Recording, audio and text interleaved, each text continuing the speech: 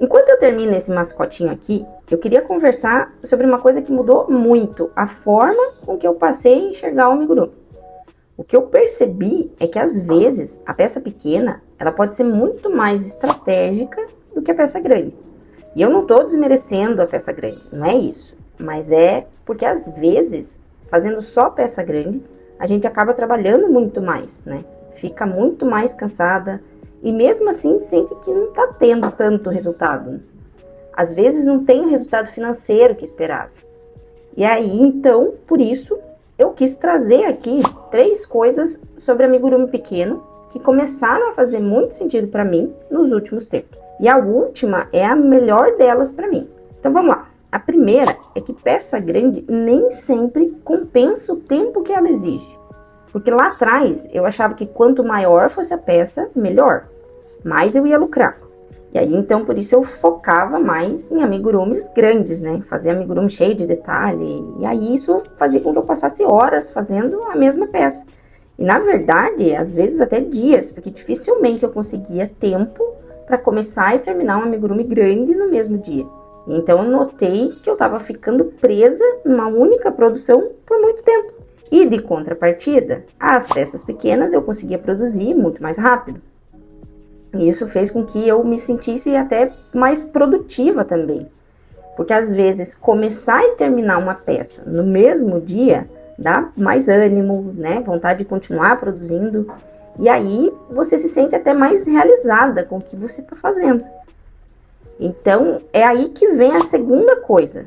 Que peça pequena se encaixa muito melhor na rotina real da maioria das artesãs. Que a gente sabe que a maioria de nós não passa o dia inteiro sentada, crochetando, tranquila, na paz, né? Tem filho para cuidar, tem almoço para fazer, tem a casa para limpar, tem interrupção o tempo todo, toda hora. Então, sem falar quando aquelas ainda que trabalham fora, e aí tem menos tempo disponível ainda. Então, às vezes, uma peça rápida resolve muito mais a vida da gente do que a produção de uma única peça grande que vai ocupar a semana inteira. Então, hoje eu penso muito nisso. Eu dou preferência para produzir e criar peças que se encaixam melhor dentro da minha realidade. E isso fez com que o trabalho com amigurumi ficasse muito mais leve para mim também. Inclusive, é isso que eu queria saber de vocês. Se por aí também é assim, se a peça pequena se encaixa melhor na rotina de vocês. O que vocês acham? Coloca aqui nos comentários para mim que eu quero saber. E agora vamos para a terceira coisa, né? Que talvez tenha sido, para mim, a mais estratégica. Que é que peça pequena funciona muito bem para pronta entrega.